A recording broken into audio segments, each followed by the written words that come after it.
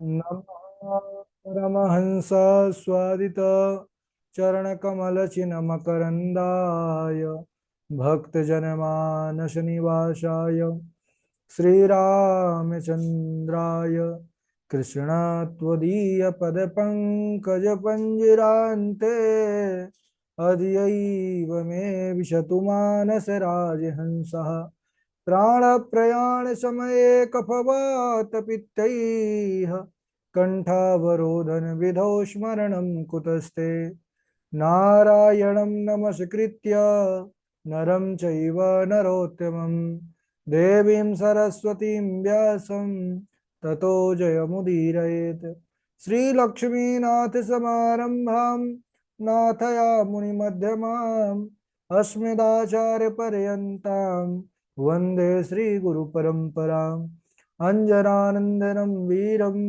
जानकीशोकनाशनं कपीशमक्षहन्तारं वन्दे लङ्काभयङ्करम् भक्ति भक्त भगवन्ति गुरु चतुर्नाम वपुएको इनके पद वंदन किए नासत विघ्न अनेक श्री श्यामा जो के पद कमल जब लग हृदय नवास श्याम भ्रमर आवत नहीं तब लगता के पास।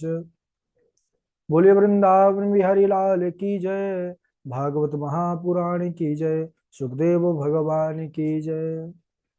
परम मंगलमय परात्पर अखिलेश्वर अचिंत कल्याण गुणगण निधान सर्वेश्वर सर्वाधिपति अकारण करुणा वरुणालय अकारण करुणा कारक सकल जन कल्य सापहारक परात्पर परम ब्रह्म सच्चिदानंद स्वरूप परम पिता परमात्मा श्री राधा गोविंद सरकार राधा रमण बाधारण श्री बांके बिहारी लाल उनका यह वांग्मय शब्द में विग्रह श्रीमद् भागवत महापुराण। कोटि कोटि नमन कोटि कोटि प्रणाम। इस परम पावन पुराण ग्रंथ पावन हिस्सों की पावन संहिता को परमाराध्य नंद नंदन यशोदा नंदन ब्रिज नंदन देवकी नंदन श्याम सुंदर श्री कृष्ण के पाद पद्मों पर कुर्सिया नमन नतमस्तक वंदन एवं अभिनंदन। उनकी आह्लादनी शक्ति प्राण प्रिया जगत वंदनी वृषभाव नंदनी भास्वती जगदीश्वरी बरसाने वाली श्री किशोरी जी के पावन चरणारविंदों पर कुर्सिया प्रणति समस्त भूतादिक सीय राम में सब जग जानी करहूं प्रणाम जोरी जुग पानी। हम सबका परम सौभाग्य की भागवत साप्ताहिक कथा सीखने का सद संकल्प विचार लेकर के एक स्थान पर एक साथ जुड़कर इस पावन कथा श्रीमद् भागवतम की तैयारी कर रहे हैं। आप सभी को दीपावली इस पावन पर्व की बहुत बहुत शुभकामनाएं। आज छोटी दीपावली है, कल बड़ी है, तो इसीलिए काफी कम लोगों का जुड़ना हुआ है क्योंकि त्योहार में व्यस्तता रहती है सबके पास। तो कोई बात नहीं, हमारी तरफ से सभी को शुभकामनाएं हैं और हम सब आइए प्रवेश करते हैं भागवत कथा के पावन चरित्र पर। कल हम सब चर्चा कर रहे थे बड़े ही पावन प्रसंग उत्कृष्ट चरित्र पर। अच्छा, कुछ जो नए लोग हैं उनके लिए हमारा सुझाव रहेगा कि जो लोग नवम स्कंद से भी जुड़े हैं ना, जो दसम से जुड़े हैं वो तो दसम से पूरा ध्यान केंद्रित करेंगे ही, लेकिन जो कुछ पहले से भी जुड़े हैं तो उनको चाहिए कि एकदम दसम स्कंद के शुरुआत से ही आप अपने मन को चित्त को समाहित कीजिए। दसम स्कंद के शुरुआत से ही समझने का प्रयास करना है तो एकदम समझ में आएगी कथा। कहीं पर किसी भी प्रकार की समस्या नहीं होगी। ठाकुर जी की चरित्र कथा इतनी मधुर है, इतना इसमें आनंद है। अगर हम इस भागवतम के चरित्र को भी ना समझ पाए या फिर इस पावन चरित्र पर भी हम अपने मन को न लगा पाए तो फिर ये हमारा दुर्भाग्य होगा। तो आप सब बढ़िया से बढ़िया जो है थोड़ा सा समय दे करके, समय देना पड़ेगा, समय के बिना कुछ नहीं होता है ना। और जब समय देंगे तो ठाकुर जी निश्चित रूप से कृपा करेंगे। हम सब दसम स्कंध अंतर्गत लीला पर बने हुए थे। भगवान बाल लीला कर रहे हैं और भगवान ने एक बार क्या किया कि मैया के गोद में आकर बैठ गए। मैया कन्हैया के लिए ही माखन नवनीत निकाल रही थी, दधि मंथन कर रही थी। कन्हैया ने आया, आ करके गोद पर लेट गए और मैया दुग्ध पान कराने लगी। पूछने लगे मैया से कन्हैया की, बताओ तुमको कौन ज्यादा प्यारा है, तुम्हारा पुत्र तुमको प्यारा है या दुग्ध प्यारा है गैया का। मैया ने कहा लाला मुझे तो मेरा पुत्र प्यारा है। तब तक एक जो है सुंदर पर्वगंधा नामक गाय का दुग्ध रखा हुआ था तप्त होने के लिए, पकने के लिए और चूल्हे पर, लेकिन ज्यादा उष्णता के कारण वह उफन करके गिरने लगा। मैया तुरंत कन्हैया को छोड़ करके गई। कन्हैया तभी नाराज हो गए, देखो अभी तो बोल रही थी मुझे मेरा पुत्र प्यारा है, लेकिन दुग्ध के लिए पुत्र को पटक के भाग गई। तो वो जो माट मटके थे दधी माखन के, हमारे सांवले सरकार कन्हैया कनुआ सब फोड़ दिए और बासी मक्खन खाने लगे। यानी जो पुराना मक्खन था एक दिन पहले का, उसको खाने लगे। उखल उखल पर उल्टे बैठे हुए थे, जो एक उखल रखा था उल्टा। मैया यशोदा ने देखा तो बड़ा क्रोध आया और मैया ने छड़ी उठाया। रुक, आज तुझे मैं बताती हूँ, तू बड़ा शैतान हो गया है, रुक। अब हमारे नटखट कन्हैया भाग रहे हैं, आगे आगे कन्हैया है, पीछे पीछे यशोदा मैया है। पकड़ में आ गए। जब मैया परेशान हो गई तो कृपया शीत सुबंध ने, मैया ने एक रस्सी लिया है, उखल से बांध दिया है, इधर उधर कामों में व्यस्त हो गई। अब भगवान की इच्छा से ही सारी लीला होती है। ऐसा नहीं है कि मैया यशोदा ने क्रोधित होकर के किया है, ठाकुर जी को ऐसी लीला करना था, इसलिए मैया उसी प्रकार कर रही है। क्यों? क्योंकि भगवान शंकर कह रहे हैं, उमा दारु जो सित की नाई, सब ही न चावत राम गोसाई। सब केवल उनके इशारों पर नाच रहा है। कन्हैया इसलिए भी बन गए कि सामने ये दो वृक्ष हैं यमलार्जुन के, और इनका उद्धार करना है। बोले वृक्ष का उद्धार करना है? बोले हाँ। सुखदेव भगवान कहने लगे कि हे परीक्षित, यह नलकूबर मणिग्रीव कुबेर के पुत्र देवर्षि नारद के श्राप के कारण इनको जो है वृक्ष बनना पड़ा। जब वह मंदाकिनी नदी पर अप्सराओं के साथ विहार कर रहे थे, निर्वस्त्र होकर के स्नान कर रहे थे, नारद जी आए, सब तो वस्त्रों से अपने शरीर को ढक लिए, लेकिन यह दोनों नलकूबर मणिग्रीव वैसे ही बत्तीसी दिखाते खड़े रहे। और आज भगवान, उन्होंने जब क्षमा याचना किया तो नारद जी ने कहा कि जाओ, जब द्वापर में आएंगे कृष्णचंद्र, उनके स्पर्श से तुम्हारा उद्धार होगा। आज दोनों को उद्धार करने के उद्देश्य से हमारे बाल कृष्ण प्रभु दोनों वृक्षों के बीच से घिसटते घिसटते निकल गए, और उखल तिरछा होने के कारण उसमें टेढ़ा अड़ गया, और थोड़ा सा बल लगाया है कि धड़ाम से दोनों वृक्ष गिरे हैं। और जैसे ही वृक्ष गिरे वैसे ही दोनों अपने दिव्य रूप में प्रकट हुए हैं। भगवान की स्तुति किया है कि प्रभु वाणी गुणानुकथने श्रवणौ कथायाम, हस्तौ च कर्म सुमनस्तव पादयोर्नः, स्मृत्यां शिरस्तव निवास जगत प्रणामे, दृष्टि सतां दर्शने भवतनूनाम। हम सदैव अपने वाणी से आपका ही गुणानुवाद करते रहें और हाथों से आपकी ही सेवा करते रहें। मनस्तव पाद योरनः, मन आपके चरणों में लगा रहे। स्मृत्याम शिरस्तव निवास जगत प्रणामे, हमारा सिर संत भगवंत के चरणों में झुकता रहे, और हमारी दृष्टि से संत महात्माओं का, तीर्थों का दर्शन, आपके सुंदर स्वरूप का दर्शन होता रहे। समस्त प्राणियों में हम भगवत में दृष्टि करें, यही चाहते हैं। भगवान ने उनको जो है आशीर्वाद दिया है, और उन्होंने भगवान को प्रणाम करके स्तुति करके अपने लोक को चले गए। बोलिए भक्तवत्सल भगवान की जय। अब यहाँ ब्रजवासियों ने जब वृक्षों के गिरने का स्वर सुना तो भागे भागे आए। ऐसा लगा कि कोई आसमान से बादल फट करके गिर गया हो। सब आए, बाबा भी आए, और देखे कि विशाल दो वृक्ष जड़ सहित उखड़े पड़े हुए हैं। बाबा ने देखा कि कन्हैया उखल से बंधे हुए हैं। बाबा ने छोड़ा है रस्सी। पूछा कि अरे कन्हैया, तुझे किसने बांधा था?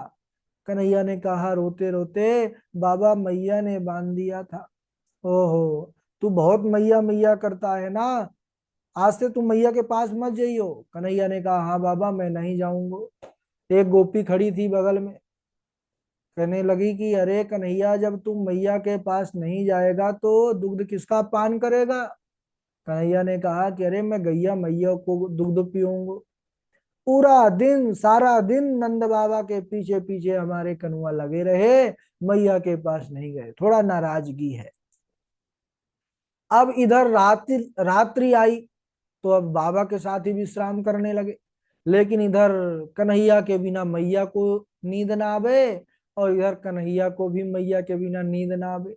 करवट बदल रहे हैं। बाबा ने पूछा क्या बात है कन्हैया, नींद नहीं आ रही। कन्हैया ने कहा रे बाबा, मोही मैया की याद आ रही है। ओहो, बाबा ने कहा चलो तुम्हारी मैया के पास लेकर के चलते हैं। इधर मैया यशोदा भी व्याकुल थी कन्हैया के लिए। जैसे ही कन्हैया को देखा है, हृदय से लगा लिया, कहा कन्हैया तू मोए छोड़ के कभी मत जाइयो। कन्हैया ने कहा हाँ मैया, मैं तो को छोड़ करके कभी ना जाऊंगा।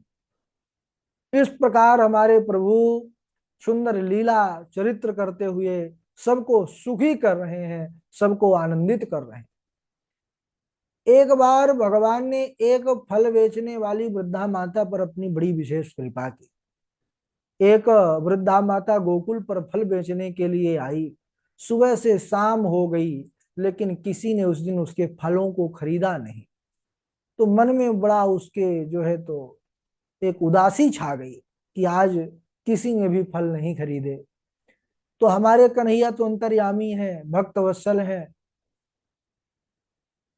जो है उस वृद्धा माता को बीच रास्ते पर ही मिल गए। अरे मैया, ये टोकरी पर क्या है। मैया ने कहा रे लाला, ये फल है, जामे फल है। अच्छा मैया, क्या इसमें से कुछ फल हमको भी मिलेगा। अब मैया ने अब कन्हैया तो सबके जो है आंखों के तारा है ब्रज में। वृद्धा माता ने कहा हाँ क्यों नहीं कन्हैया। तुरंत फल लिया है और छोटी सी कन्हैया की अंजलि को फलों से भर दिया है, ले लाला। कन्हैया भागे भागे गए हैं और अंदर से अपने घर के धान्य लेकर के आए हैं। है ना, धान्य दिया जाता था पहले, यही चलता था, कुछ भी लो उसके बदले धान्य दे दो। तो अब जो है धान्य लेकर के वहां से दौड़ते दौड़ते आए। छोटी सी अंजलि पर कितना धान आएगा, है ना, धान यानी कोई अन्न। अब आते आते बाहर वो केवल एक दाना बचा महाराज। वही एक दाना झोल उनकी टोकरी पर डाल दिया।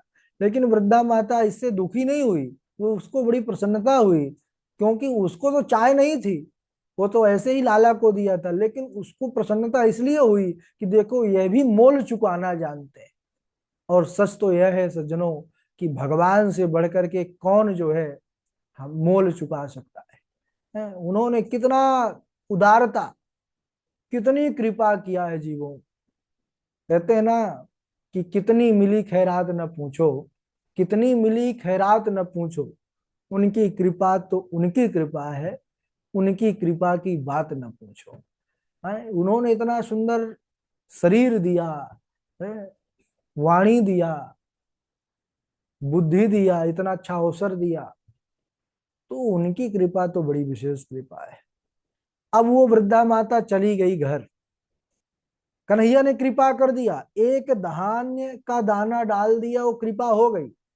अब उसको तो ये लगा था कि चलो आज कुछ किसी ने लिए नहीं फल, तो कुछ थोड़ा सा उदासी थी। लेकिन जैसे ही टोकरी वह घर में रखती है और देखती है, तो वह महाराज आश्चर्यचकित हो गई।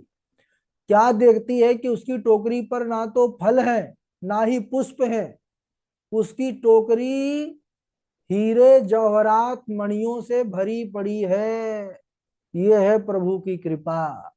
संसार 10 रुपए देता है तो छपा करके देता है, 4 बार कहेगा भाई हमारा भी नाम अलाउंस करवाओ। और इधर भगवान कितना देते हैं, क्या कभी बताते हैं, क्या कभी आकर के बताते हैं कि नहीं नहीं हमने तुमको इतना दिया है। तो ये है प्रभु की कृपा। बोलिए भक्त वत्सल भगवान की जय। इसके बाद सज्जनों गोकुल में अनेकों प्रकार के उत्पात होने लगे। जब तरह तरह के असुर आकर के यहाँ पर अपना उपद्रव शुरू करने लगे, तो जो वहां के गोपगण थे, वयोवृद्ध बड़े बुजुर्ग लोग, उन्होंने आपस में मंत्रणा किया कि अब हमको इस स्थान से कहीं और चलना चाहिए। नंद बाबा के सब पास पहुंचे। नंद बाबा राजा हैं। बाबा, अब हमको कहीं और चलना चाहिए, क्योंकि अब यहाँ पर ना तो ग्वालों का और ना गायों का हित नहीं है। असुर आते हैं, विघ्न करते हैं।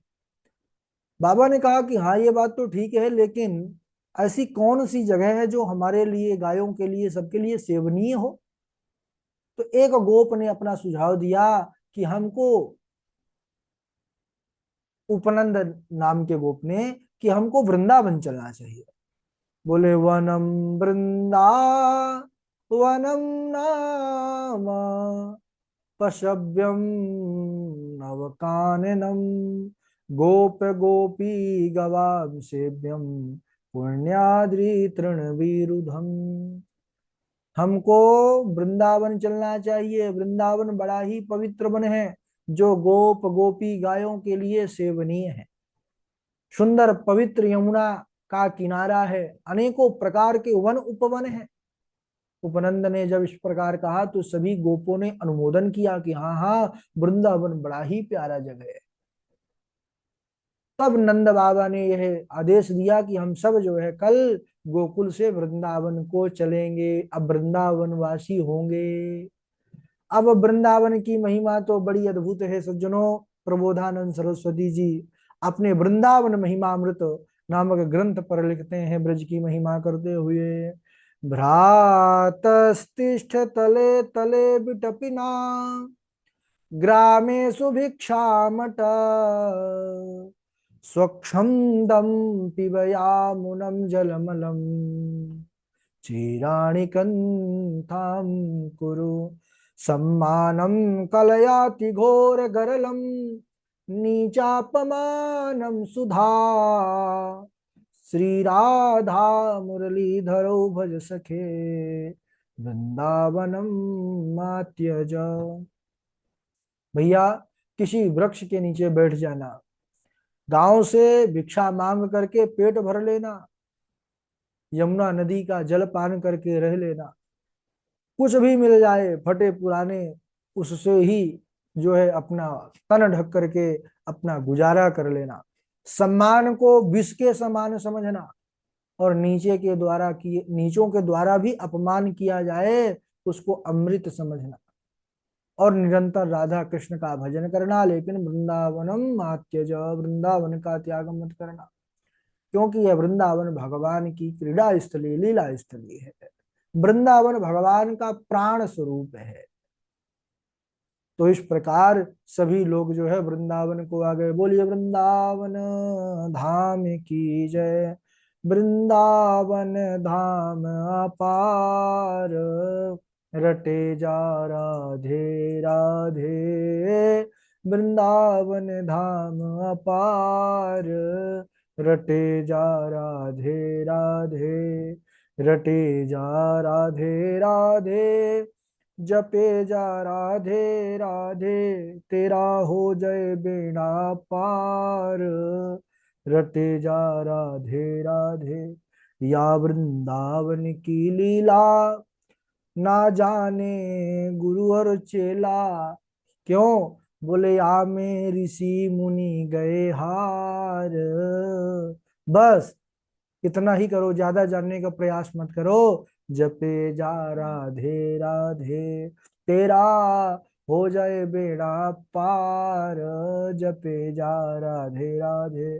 बोलिए वृंदावन धाम की जय। वृंदावन बिहारी लाल की जय। अब वृंदावन बिहारी हो गए हमारे प्रभु, पहुंच गए। इसके आगे की लीला बड़ी अद्भुत है, लेकिन आज यहीं तक, क्योंकि आज काफी कम लोग जुड़े हैं। फिर से एक बार सभी को, आप लोगों को दीपावली की बहुत बहुत शुभकामनाएं। आपको और आपके परिवार को आपके जीवन में ज्ञान का प्रकाश